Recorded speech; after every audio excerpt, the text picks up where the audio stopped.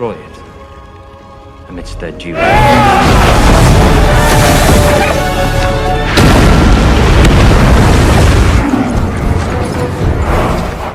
Hai cuy, bertemu lagi bersama si Apeng Film yang kali ini akan membawakan alur cerita film The Lord of the Ring, The Ring of the Power. Dan inilah episode yang kelima. Langsung aja yuk cuy.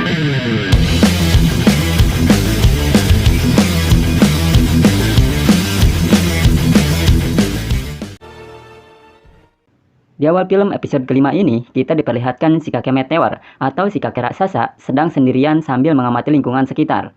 Nori pun membawakan makanan siput untuknya dan menceritakan tentang kebiasaan kaum Harfoot. Ketika musim panas, mereka pergi ke tempat baru untuk mencari makanan dan tempat tinggal baru. Namun ketika melakukan perjalanan, banyak sekali berbagai bahaya yang mereka hadapi. Kakek itu khawatir bahwa dia adalah bahayanya karena ia teringat telah membunuh kunang-kunang ketika itu. Namun Nori berkata itu tidak sengaja. Dan Nori mengatakan bahwa ia orang baik.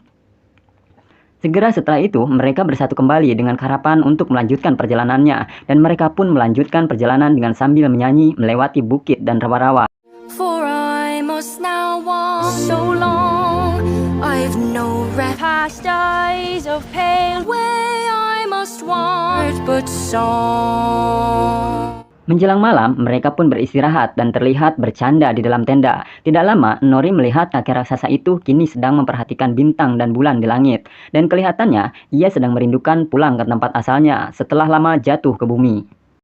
Di pagi harinya, terlihat beberapa orang wanita berpakaian putih berada di atas bukit, sedang memperhatikan bulatan tanah, di mana itu bekas kakek raksasa terjatuh, dan kemudian melacak keberadaannya dengan kesaktian yang dimilikinya.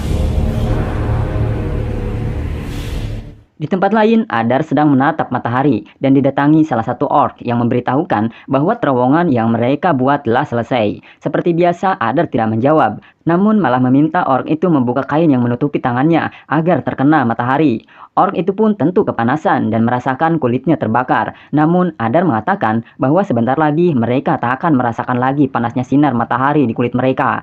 Dan kemudian mengatakan ini sudah waktunya dan menyuruh orc itu untuk bersiap-siap berangkat bersama seluruh legionnya.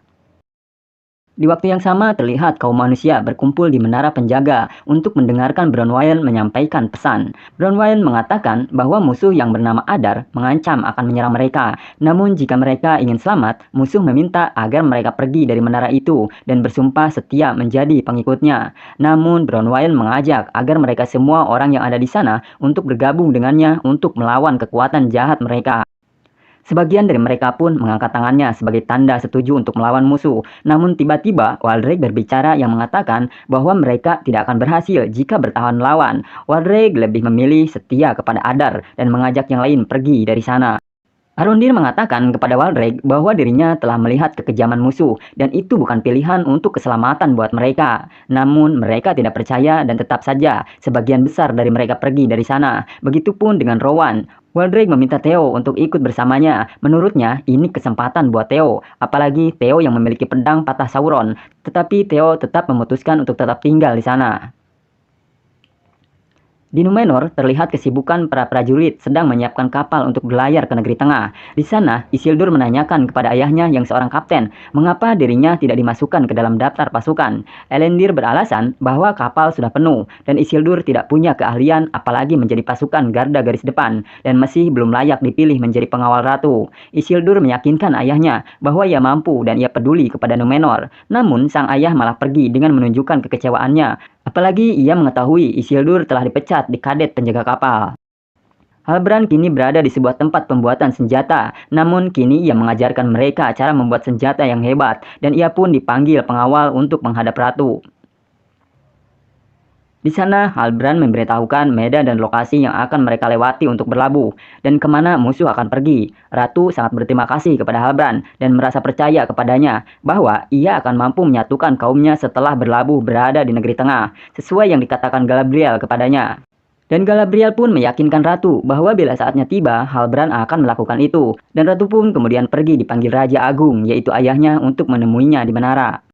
Halbrand saat itu merasa dijerumuskan Galadriel dan merasa dimanfaatkan, sedangkan Galadriel tahu bahwa ia sedang mencari kedamaian dan tak ingin terlibat lagi dengan peperangan. Namun Galadriel telah meyakinkan Ratu untuk mengirim 5 kapal dan 500 pasukannya untuk membantu Halbrand dan kaumnya di negeri tengah dan menaruh mahkota di kepala Halbrand yang artinya ia akan dijadikan raja di sana. Namun rupanya Halbrand malah menjadi marah mendengar hal itu hingga melepaskan kalungnya dan mengatakan agar Galadriel mencari orang lain untuk dimahkotai. Kini kaum Harfoot sudah sangat jauh melewati perjalanannya. Di sana mereka melewati hutan yang sudah terinfeksi sihir jahat sehingga hutannya menjadi kering dan di sana Nori melihat jejak kaki serigala. Di waktu bersamaan, Malpa mengatakan bahwa hutan ini tak pernah kering seperti ini. Ia menuduh si kakek raksasa itu pasti penyebabnya, dan dia mengajak Sadok agar meninggalkannya di waktu malam sebelum mereka mencelakainya. Dan Malpa pun kemudian mencari jamur, namun di sana ia dikejutkan Nori dan Poppy dari belakang yang terlihat sedang panik karena telah melihat jejak kaki serigala. Tak lama tiba-tiba terdengar suara binatang buas dan mereka pun cepat-cepat berlari ketakutan. Dari belakang benar saja sekelompok serigala mengejarnya hingga saat hampir saja Nori terkena serangannya. Namun untung saja di waktu yang tepat kakek raksasa itu menolongnya.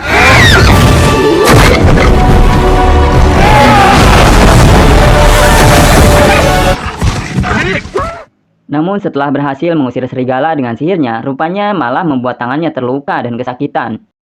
Di tempat lain terlihat beberapa prajurit sedang berlatih pedang, namun Galadriel yang melihat itu mengatakan bahwa prajurit itu belum teruji untuk melawan kekuatan orc, sehingga sang kapten memintanya agar memberi pelatihan sama mereka. Lalu Galadriel mengajarkan mereka cara menggunakan pedang untuk membunuh musuh, dan sang kapten akan menaikkan jabatannya menjadi letnan jika di antara mereka ada yang mampu membuat Galadriel kewalahan dalam menghadapinya, hingga mereka pun bersemangat untuk mengalahkannya.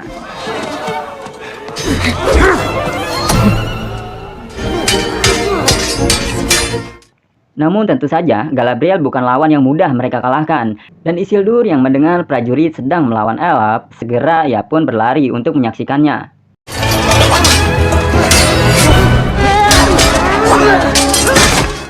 Galadriel yang melihat bajunya yang sobek akibat pedang, akhirnya Galadriel memanggil Palandil dengan sebutan letnan. Di tempat lainnya, Kemen meminta ayahnya Parajon untuk menghentikan peperangan karena sebagian rakyatnya merasa tidak setuju, apalagi mereka merasa diperintah oleh kaum elf. Namun di sana, Parajon kelihatannya mempunyai tujuan lain. Ia mengatakan bahwa nanti jika perang sudah berakhir, dia yang akan memerintah elf. Ratu boleh saja berperang untuk elf, namun ia mengatakan berperang untuk Numenor.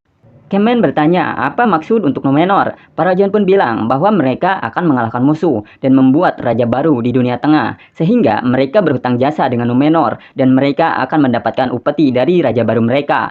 Rupanya Parajon kelihatannya kurang ikhlas ya guys dalam membela kaum tertindas. Ratu Miriel kini berada di menara bersama Raja Agung yaitu ayahnya. Rupanya Raja merasa tidak setuju dengan keputusan yang diambil Ratu. Namun Ratu meyakinkan ayahnya dengan keputusannya dan kini ia sedang memperbaiki hubungan kembali dengan kaum elf. Ayahnya mengatakan bahwa Ratu jangan pergi karena di negeri tengah hanya kegelapanlah yang sedang menunggunya. Kembali kepada Nori, ia mengatakan kepada kakek raksasa bahwa kaum Harfoot kini sedang ramai membicarakannya atas tindakannya menolong mereka dan belum pernah kaumnya merasa menyukai orang asing seperti sekarang. Di sana Nori membawa obat untuk luka di tangannya dan ia malah dikejutkan dengan kelakuan si kakek raksasa yang sedang mencelupkan tangannya ke dalam air yang menjadikan air itu berubah menjadi es.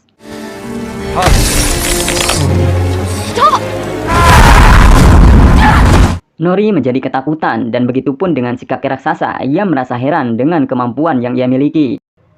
Kini Durin sudah sampai di negeri Lindon dan membicarakan bersatunya kaumnya dengan kaum elf. Raja Agung hampir saja menyinggung tentang tambang rahasia Durin. Namun Elrond segera menghentikan ucapan raja saat itu. Durin mengatakan tentang meja yang ia gunakan saat ini adalah bahan suci yang sangat ia hormati di negerinya. Raja pun meminta maaf karena tidak tahu, hingga raja pun akan mengirimnya ke negeri Durin.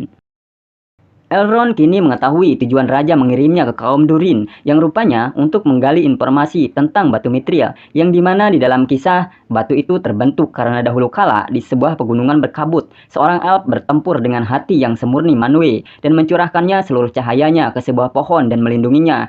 Sementara di sisi lain, Balrog dari Morgoth menyalurkan kebenciannya ke pohon itu untuk merusaknya. Di dalam pertempuran yang tidak berkesudahan, tiba-tiba petir menyambar pohon itu. Dari konflik itu hingga terbentuklah kekuatan murni, ringan dan baik, kuat dan pantang menyerah bagi kejahatan, yaitu menjadi batu mithril yang memiliki cahaya dari dalam. Namun Elrond tetap merahasiakannya karena telah bersumpah kepada Durin. Lalu Raja menunjukkan sebuah pohon lambang kekuatan negerinya yang mulai membusuk dan kehilangan cahayanya, dan meminta Elrond mengatakan rahasia keberadaan batu mithril, dan jika tidak, yang artinya mereka akan musnah dan binasa, dan menjelaskan bahwa tanpa kaum elf maka para orc akan menguasai dunia. Di Númenor terlihat mereka sedang merayakan akan kepergiannya menuju negeri tengah. Isildur pun datang untuk menemui sahabatnya Palandil yang kini sudah menjadi letnan dan memintanya untuk menjadikannya tentara ikut ke negeri tengah. Namun Palandil menolaknya karena masih merasa kesal kepada Isildur yang telah membuatnya dipecat dari penjaga kapal. Isildur memaksanya dan meminta maaf dan meminta Palandil memukulnya agar bisa memperbaiki kesalahannya. Isildur pun dipukulnya, namun Palandil tetap tidak bisa merekomendasikan ia menjadi bawahannya.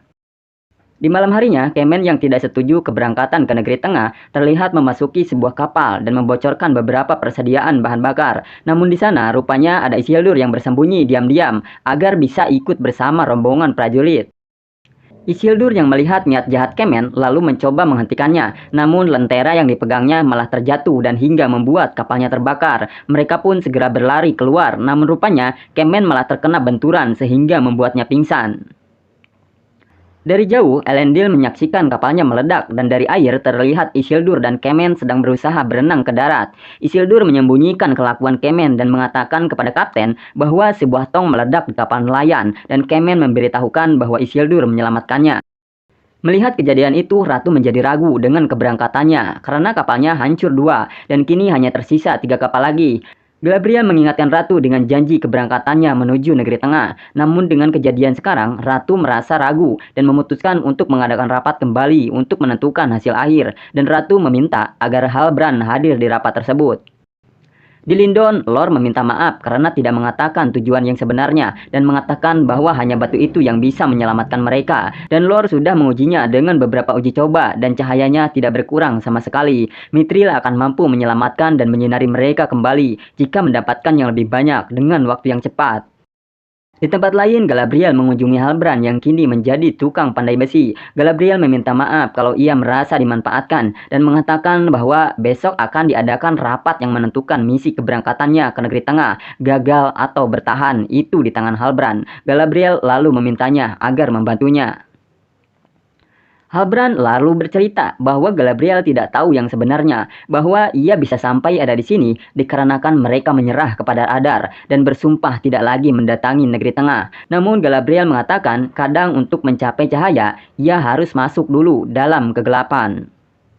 Halbrand meminta alasannya kenapa ia harus ikut berjuang bersamanya. Galadriel pun bercerita bahwa kakaknya dibunuh, pasukannya memberontak kepadanya, temannya bersekongkol dengan raja untuk mengasingkannya karena mereka tidak bisa melihat kebenarannya tindakannya melawan musuh. Halbrand pun minta maaf, namun Galadriel mengatakan bahwa maafnya tidak akan meringankan bebannya. Begitupun dengan pekerjaannya menjadi pandai besi, takkan membuatnya mendapat kedamaian di sana. Ia sudah lama mencari kedamaian, dan ia meyakini kedamaian yaitu berada di negeri tengah. Dan apakah ini kedamaian yang kau cari, Halbrand? Kemudian pergi memberikan kalungnya kembali. Sementara Waldreg dan pengikutnya tiba di Kem Adar, ia bersumpah setia akan mengabdi dan setia kepada Sauron dan akan selalu meyakini mereka. Waldreg kemudian didekati oleh Adar dan melemparnya ke tanah.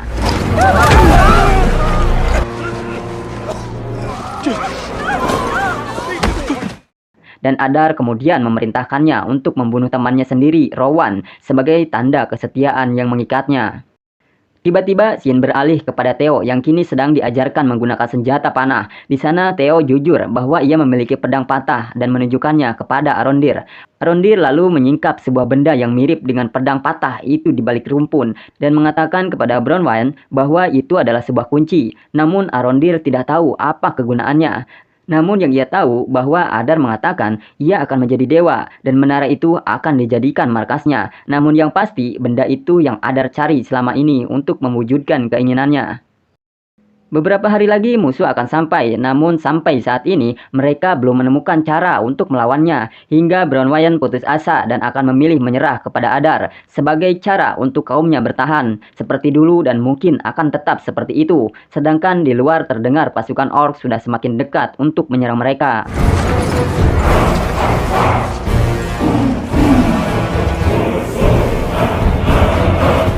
Scene berpindah kepada Elrond yang mengatakan bahwa jiwa mereka kini akan menyusut menjadi kehampaan. Pelan-pelan mereka akan binasa selamanya. Dan kini kaum elf berada di tangan Durin. Rupanya Durin mengerti apa yang dimaksud dari perkataan Elrond, sehingga ia mengajaknya untuk pergi menemui ayahnya untuk meyakinkannya terlebih dahulu. Berganti kepada Halbrand yang sedang berpikir keras dengan keputusan yang akan ia ambil. Pengawal pun datang dan memintanya menemui ratu. Dan tiba-tiba kini Halbrand sudah terlihat memakai pakaian kebesaran seorang prajurit yang menandakan ia setuju untuk pergi ke negeri tengah dengan ratu dan pasukannya. Terlihat juga Isildur kini masuk dalam barisan prajurit atas keberaniannya menyelamatkan Kemen. Di dalam kapal, Isildur rupanya hanya ditugaskan menjadi pembersih kapal saja. Namun walaupun begitu, ia tetap bahagia karena bisa ikut bergabung bersama mereka. Dan Galadriel pun masuk ke dalam kapal dengan pakaian kebesarannya juga bersama Halbrand. Dan mereka pun berangkat berlayar menuju ke negeri tengah. Film pun bersambung. Filmnya semakin seru aja nih. Jadi untuk mengetahui episode selanjutnya, jangan lupa subscribe dan nyalakan loncengnya ya guys, agar tidak ketinggalan episode selanjutnya. Bye bye. Makasih.